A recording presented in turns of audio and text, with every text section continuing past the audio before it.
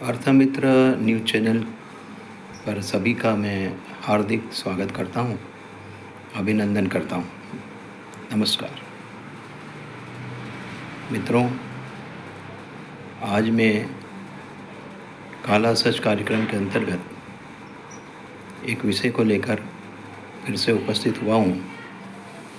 ये आपके जीवन के लिए महत्वपूर्ण विषय है और आप इसका उपयोग विषय का लगातार कर रहे हैं।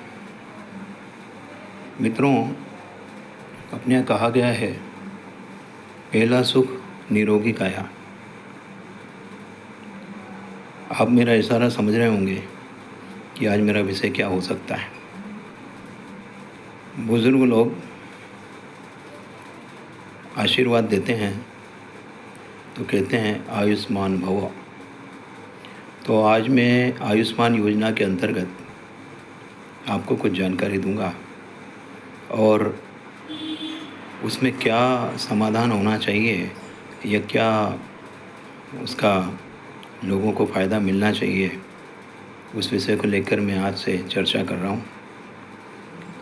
मित्रों, आपने देखा होगा कि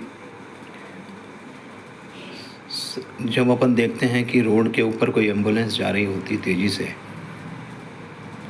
तो हम उसको रास्ता दे देते हैं, क्योंकि हमें पता है कि इसके अंदर एक जीवन और मृत्यु से संघर्ष करने वाला मरीज जा रहा है, उसका जीवन बच जाए, इसलिए उसको रास्ता देते हैं। ये एक मानव धर्म है कि एम्बुलेंस को रास्ता दिया जाए। जब ये एम्बुलेंस किसी मरीज को लेने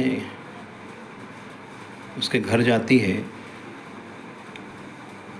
तो तत्काल उसके अंदर का जो एम्बुलेंस में जो एक अटेंडर रहता है, वो स्ट्रेचर लेके आता है, मरीज़ को उसमें आराम से लिटाता है। उसके घर वाले उसमें बैठते हैं और वो घबराए हुए रहते हैं, मरीज़ भी घबराया हुआ रहता है। एम्बुलेंस चलने लगती है घर से मरीज़ को लेकर, धीरे धीरे रफ्तार पकड़ती है। अचानक जो एम्बुलेंस का अटेंडर है वो कहता है मरीज़ के अटेंडरों से, कौन से अस्पताल चलना है। तो ये कहते हैं कि हमें फलाना सरकारी अस्पताल या जो भी उनके दिमाग में अस्पताल का नाम रहता है वो बोल देते हैं। थोड़ी दूर एम्बुलेंस की रफ्तार और तेज़ होती है, कुछ ट्रैफिक जाम होता है, एम्बुलेंस रुकने लगती है, फिर उसको रास्ता मिलता है, तेज़ी से उसको रास्ता दिया जाता है और वो फिर तेज़ी पकड़ के आवाज़ करती हुई चली जा रही होती है। बीच में फिर अटेंडर एम्बुलेंस का बोलता है, मेरे ख्याल से आपको ये पास में एक अस्पताल है, वहाँ जाना चाहिए, वहाँ अच्छा इलाज होता है, वहाँ डॉक्टर भी अच्छे हैं। तो मरीज़ के अटेंडर कहते हैं, ठीक है भैया, हमें तो ज़्यादा जानकारी नहीं है, आप तो जितनी जल्दी हो सके ले चलो। अब वो ले जाते हैं और एम्बुलेंस जैसे ही अस्पताल पहुंचती है, अस्पताल के कर्मचारी तेज़ी से आते हैं, स्ट्रेचर उतारते हैं, मरीज़ को सीधे अस्पताल के अंदर इमरजेंसी वार्ड में पहुंचाते हैं। वहाँ डॉक्टर खटाखट उस मरीज़ के आसपास आ जाते हैं। अटेंडर घबराया हुआ रहता है मरीज़ का, वो कहता है, डॉक्टर साहब मेरे इसका जीवन बचा लो, इसको ये हो गया वो हो गया। डॉक्टर कहते ठीक है, शांति रखो, घबराओ मत, अभी हम देखते हैं। एम्बुलेंस वाला अपने एम्बुलेंस खाली करके वापस किसी और मरीज़ के लिए चला जाता है, बीच में कुछ इशारा भी कर जाता है, जो अस्पताल के लोग समझ जाते हैं। अब आपको जो मरीज़ का अटेंडर है उसको कहा जाता है कि जाओ, आप काउंटर पे जाओ, मैडम से बात कर लो। मैडम के पास पहुंचता है वो व्यक्ति मरीज का अटेंडर, वो कहती है आपको कौन सा रूम चाहिए, जनरल वार्ड चाहिए कि आपको प्राइवेट चाहिए कि आपको डिलक्स चाहिए। हमारे यहाँ सब प्रकार का रूम है और अलग अलग उसमें सुविधाएं हैं। मरीज का अटेंडर कहता आपको जैसा अच्छा लगे, तो वो कहते हैं कि जैसा अच्छा लगे नहीं, आप बताइए। तो ये बोल देते हैं प्राइवेट में कर दो। वो कहते ठीक है। फिर वो पैकेज बताते हैं कि इतना रुपया इसमें पलंग का चार्ज इतना लगेगा, ये जो है इतना बड़ा पैकेज है, इसमें दवाई होगा, ये सब मिला लो के लाख रुपए 2 लाख रुपए का पैकेज आपका हो जाता है, तो एडवांस जमा कर दो। अब मरीज के अटेंडर कहते हैं कि हम पैसे लेके नहीं आए हैं, तो कहते आप फ़ोन करके बुला लो किसी से, पैसा तो जमा करना पड़ेगा ना, तब तो इलाज शुरू होगा। बिना पैसे के कैसे काम चलेगा? डॉक्टर साहब तभी तो आएंगे। आपके कोई डॉक्टर साहब आ रहे हैं क्या? तो वो कहता है कि हमारे तो कोई डॉक्टर साहब है ही नहीं, आपके यहाँ होंगे। कहते ठीक है, हम अपने डॉक्टर को बुला लेते हैं, आप जब तक पैसे की व्यवस्था करो। अब जैसे तैसे जितने भी पैसे इनके पास इकट्ठे होते हैं या मंगवाते हैं, वो जमा करते हैं। उसके बाद उस मरीज़ को इमरजेंसी वार्ड से सीधे शिफ्ट कर देते हैं संबंधित वार्ड में, जो भी अटेंडर ने तय किया है। अब इलाज शुरू होता है। इलाज शुरू होता है, बोतल लगाई जाती है, इंजेक्शन लगाए जाते हैं, दवाइयों की पर्ची दी जाती है कि बाज़ार से दवाई ले आओ या नीचे मेडिकल स्टोर है वहाँ से ले आओ। तो वो पर्ची लेके नीचे जाता है, इलाज शुरू होता है। मित्रों, यहाँ देखने वाली बात क्या थी? यहाँ देखने वाली बात ये थी कि जिस तेज़ी से एम्बुलेंस आई थी और जिस तेज़ी से उसको अस्पताल में शिफ्ट किया था अपने अस्पताल के कर्मचारियों ने, क्या उतनी तेज़ी से इलाज शुरू हुआ? जब तक पैसे जमा नहीं हुए वो इमरजेंसी वार्ड में पड़ा रहा, केवल औपचारिकता करते रहे डॉक्टर। जब पैसे जमा हो गए तुरंत अस्पताल में फिट कर दिया, उसको ले जाके अच्छे रूम में रख दिया जो भी तय किया था। इलाज की पर्ची भी दे दी गई कि जाओ ये सामान ले आओ, ये वो ले आओ, आप दवाई ले आओ। अब प्रश्न ये उठता है कि गरीब आदमी या मिडिल क्लास का आदमी तुरंत कैसे व्यवस्था करे? ये तो है नहीं कि वो इलाज करा के चला जाएगा और फिर जो है वो पैसे नहीं देगा। लेकिन सब्र कहाँ है? लिखा रहता अस्पतालों में श्रद्धा सबूरी। किसके लिए? मरीज के लिए कि तुम हमारे अस्पताल पे श्रद्धा रखो और सबूरी रखो, तुम्हारा भगवान भला करेगा। एक दान पेटी रखी रहती वहाँ, जब आप जाओ तो उसमें दान कर देना। अब सरकार ने सोचा कि आम आदमी जिसके पास पैसे की कमी रहती है, तो उन्होंने एक योजना शुरू करी, आयुष्मान कार्ड योजना। अब इस योजना में 5 लाख रुपए तक का इलाज फ्री होता है, ऐसा बताया गया है।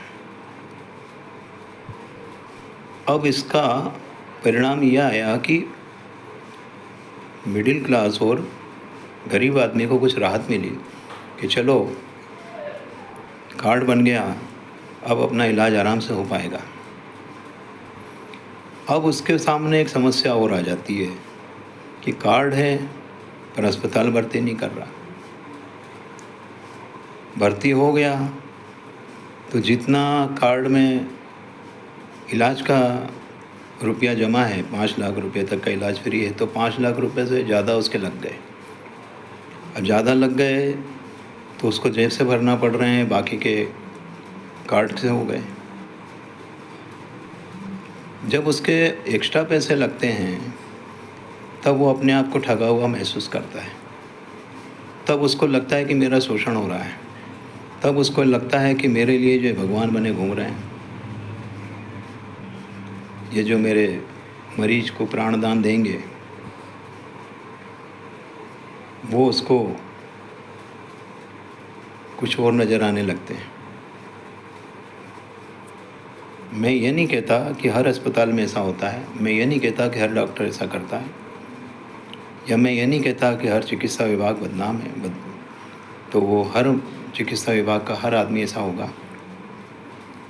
लेकिन अभी तक जो देखने में आता है उसकी संख्या ज़्यादा है, उस बहुमत उस चीज़ का ज़्यादा है जहाँ पे लोगों को असंतोष और शोषण का शिकार होना पड़ रहा है।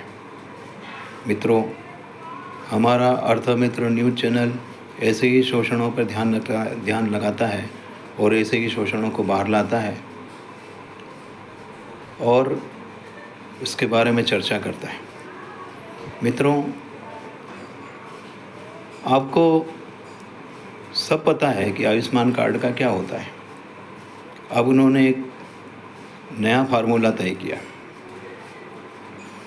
तो कॉलोनी हो, मोहल्ला हो, चाहे गाँव हो, शिविर लगाएंगे और उनका निःशुल्क चेकअप किया जाएगा। गाड़ी आती है, गाड़ी में गांव के लोगों को या कॉलोनी के लोगों को इकट्ठा किया जाता है और उनको रूटीन चेकअप के नाम पे ले जाया जाता है, या वहीं पे चेकअप हो जाता है संबंधित जगह पे। अब वहाँ चेकअप होने के बाद उनसे कह दिया जाता है ये रिपोर्ट है, इसमें ये कमी है, आपके कार्डियो आपको जो है हार्ट कमज़ोर हो गया, आपकी किडनी कमज़ोर हो गई, आपके जो है कोलेस्ट्रॉल बढ़ गया, आपके जो है थायराइड बढ़ गया, आपको जो है शुगर बढ़ गई, आपको हो सकता है ब्रेन हेमरेज हो जाए, आपका बीपी बढ़ रहा है। इस प्रकार का उस रिपोर्ट में वर्णन होता है। अब आदमी सोचता है कि भैया निःशुल्क जांच तो हो गई है, तो क्यों ना अपन पूरा बॉडी चेकअप एक बार करा ही लो। तो वो अस्पताल में जाता है, बॉडी चेकअप करवाता है और वहाँ उसको ये पता पड़ता है कि उसके ब्लॉकेज निकल रहे हैं, उसकी किडनी में इन्फेक्शन है, और वहाँ उसको मालूम पड़ता है कि उसकी शुगर जो है बहुत ज़्यादा बढ़ रही है, उसका ब्लड प्रेशर बहुत बढ़ रहा है। अब उसको आयुष्मान कार्ड के माध्यम से भर्ती कर लिया जाता है। पूछ लेते हैं आयुष्मान कार्ड है, मेडिक्लेम है, हाँ तो ठीक है, हम आपका इलाज कर देते हैं, आपको पैसे तो लगना नहीं है, इलाज भी अच्छा हो जाएगा। और जो भी इलाज होता है वो सब जानते हैं, इलाज हो के आदमी खुशी खुशी घर आता है। सरकार ने इसमें एक और संशोधन करने का प्रयास किया है, केसलेस। अब केसलेस क्या? केसलेस मतलब ये है कि ना तो मरीज को देना है और ना ही किसी व्यक्ति को देना है पैसे, सीधे खाते में। वो जो भी बिल सबमिट करेंगे, जो भी प्रक्रिया जो अस्पताल के लोग करेंगे, उसके बाद जो है अस्पताल के खाते में वो केसलेस राशि आ जाएगी। अब अगर ये मरीज का अटेंडर ये पूछता है कि कितने का क्या हुआ है, कितने की बोतल लगी है, कितने का इंजेक्शन लगा है, कितने की दवाई हुई है, बेड चार्ज क्या है, डॉक्टर की फ़ीस क्या है, और तमाम प्रकार की जो भी उसको जानकारियाँ चाहिए, तो डॉक्टर कहते तुम्हें क्या करना है, तुम्हारा इलाज हो रहा है ना, एक पैकेज है, उस पैकेज के अंतर्गत कर रहे हैं, तुम क्यों चिंता कर रहे, कौन सा तुमको जेब से देना है। मरीज के का अटेंडर कहता है ठीक है, जब ज़्यादा पैसे अपन काहे को मगजमारी करो, इलाज हो रहा है करवा लो, जितने का भी हो, कौन सा जेब से देना है। प्रश्न ये है कि हम उस कार्ड के प्रति कितने जागृत हैं, उस योजना के प्रति कितने जागृत हैं। क्या हम उस योजना का दुरुपयोग कर रहे हैं? क्या हम उस योजना का लाभ उठा रहे हैं? यदि आपको कोई सुविधा प्राप्त होती है तो आप इतने लापरवाह हो जाएंगे।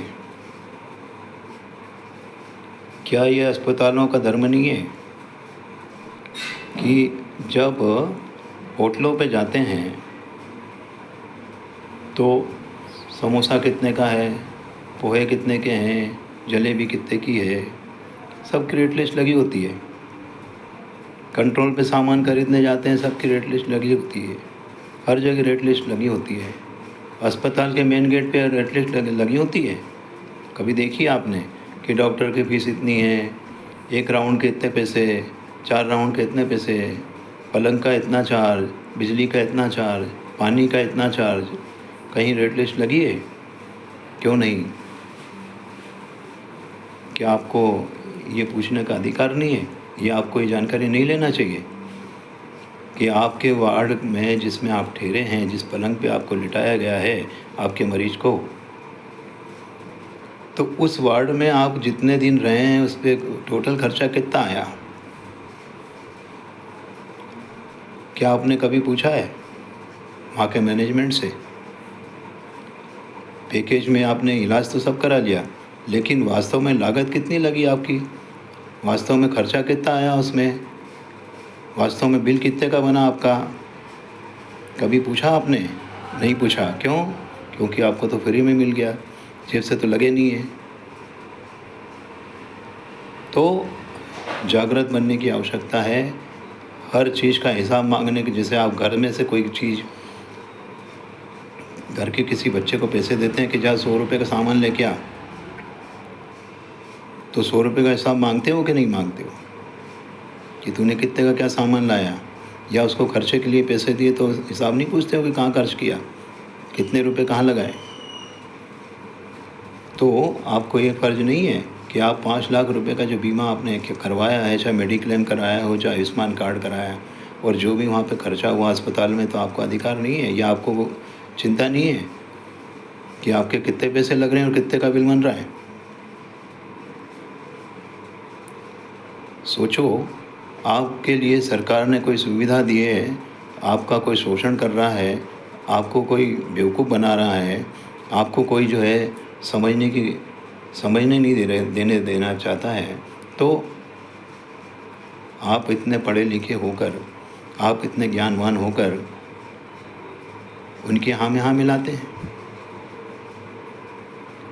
आप उनसे वास्तविक बिल कितने का बना है, बाज़ार में रेट पूछें, कितने की दवाई होगी ये, कितने का ये पलंग चार्ज हुआ होगा, कितने के इंजेक्शन आए होंगे, फीस 1 राउंड के कितने, और राउंड क्यों लगाना है? डॉक्टर को रोज़ राउंड क्यों लगाना है? इसलिए लगाना है क्योंकि उसके जितने राउंड लगाएंगे उतने फीस। ये आपको लगता है कि हमारा देखो कितना डॉक्टर बार बार आता है, रोज़ एक राउंड मारता है, देखो एक बार तो हमसे पूछ के जाता है, उसकी फ़ीस जोड़ रही वो दिखती है? नहीं दिखती। आपको बड़ा अच्छा लगता है, वो पूछता कैसे हो, बिस्किट खाए, दूध पिया, दलिया खाना शाम को, आप खुश, डॉक्टर साहब हाँ आप तो हमारा अच्छा कर दो बस, आपने जल्दी से छुट्टी मिल जाए, खुश हो जाते हैं। मित्रों, ये खुश होने का सवाल नहीं है। स्वस्थ होना आपका अधिकार है और स्वस्थ करना उनका अधिकार है, और कर्तव्य भी है कि कोई मरीज़ उनके यहाँ आया है तो उसको अच्छी सेवा दें, सच्ची सेवा दें, और कम से कम में उसका इलाज हो, भले आयुष्मान कार्ड हो, चाहे वो उसकी मेडिक्लेम हो, ये आपको ध्यान रखना पड़ेगा। आप अगर अस्पताल चला रहे हैं तो जितने मरीज़ को आप सहायता देंगे, जितने मरीज़ को आप सहयोग करेंगे, जितने मरीज़ के साथ आप सही व्यवहार रखेंगे, आपका अस्पताल दिन दुना रात चौगुना तरक्की करेगा। और नहीं तो वो मरीज़ तो फंस गया है, जैसे तैसे वो स्वस्थ होकर जब बाहर निकलता है तो आपके अस्पतालों की वो जो उतनी तारीफ़ें करता है कि दूसरा उसमें आने की इच्छा नहीं रखता है। तो नुकसान दोनों का है, नुकसान इसका भी है, नुकसान आपका भी है। तो सच्ची सेवा देने का प्रयास अस्पतालों का होना चाहिए, डकैती डालने का नहीं होना चाहिए। आप भले ही ये कहें कि हम तो साहब मानवता के पुजारी हैं, हमने तो साहब सेवा के ही लिए डिग्री ली है, तो आम जनता को सब पता है कि आपकी डिग्री और आपकी सेवा का कितने लोगों को लाभ मिल रहा है और कितने लोग परेशान हो रहे हैं। मित्रों, आयुष्मान कार्ड योजना का दुरुपयोग ना हो। आपके लिए अगर कोई सुविधा है तो उस सुविधा का लाभ बार बार उठाओ, लेकिन आपका कोई शोषण न कर पाए, इसका भी आप ध्यान रखो। मित्रों, एक मेरा इसमें समाधान है, इसमें सुझाव है। मेरा मतलब ये आम लोगों के विचारों को मैं पेश करता हूँ और उन्हीं की तरफ से बोलता हूँ। तो समाधान क्या? समाधान ये, जैसे आपने गैस की टंकी का नंबर लगाया, गैस वाला गैस लेके घर आया, आपसे OTP नंबर मांगेगा, आपने OTP नंबर दिया, उसने गैस की टंकी आपको दिया, आपने उसको पैसे दिए। ठीक इसी तरीके से आयुष्मान कार्ड के पैसे हैं, जब अस्पताल वो बिल सबमिट करे या वो पूरी प्रक्रिया करे जिसमें आयुष्मान कार्ड की योजना का लाभ उठाया जाता है, वो योजना पूरी होने के बाद जो भी संबंधित अधिकारी है उस विभाग का या उस मैनेजमेंट का, उसके पास OTP आना चाहिए और पैसा आपके जेब में आना चाहिए। जैसे मतलब आपके मोबाइल पे आना चाहिए, और OTP जब वो बताएगा तब आप अपने मोबाइल से उसके खाते में पैसे डालेंगे। तो जब इस प्रकार का खर्चा होगा तब आपको वास्तविकता मालूम पड़ेगी कितने का बिल बना है और कितने का बिल बनना चाहिए था और कितने पैसे लगना चाहिए थे। उससे दोनों को राहत मिलेगी, उनको भी इस बात का डर नहीं रहेगा कि हमारे पैसे लेके निकल जाएगा, फ्री में इलाज करके भाग जाएगा, और आपको भी इस बात का बेफिक्री रहेगी कि हमारे पैसे कितने लग गए, हमें तो पता ही नहीं पड़ा, हमारे साथ ऐसा तो नहीं हो गया कि हमारे साथ में धोखा हो गया। इस प्रकार की जानकारी आपको रहेगी। तो मित्रों, ये एक मेरा छोटा सा समाधान था, आम जनता का समाधान। तो जो मेरे को लोग बोलते हैं, मेरे को जो बताते हैं, उसी को मैं पेश करता हूँ। अर्थमित्र न्यूज़ चैनल आप सभी का प्लेटफॉर्म है। बार बार मैं कहता हूँ, अपनी मन की बात आप मुझको कहें, मैं उसको प्रसारित करूँगा, आगे बढ़ाऊँगा। आम जनता का चैनल है, सब लोग मुझसे जुड़ सकते हैं, इसलिए इस चैनल को देखें, सब्सक्राइब करें, लाइक करें, इतना निवेदन है। जय भारत, जय हिंद।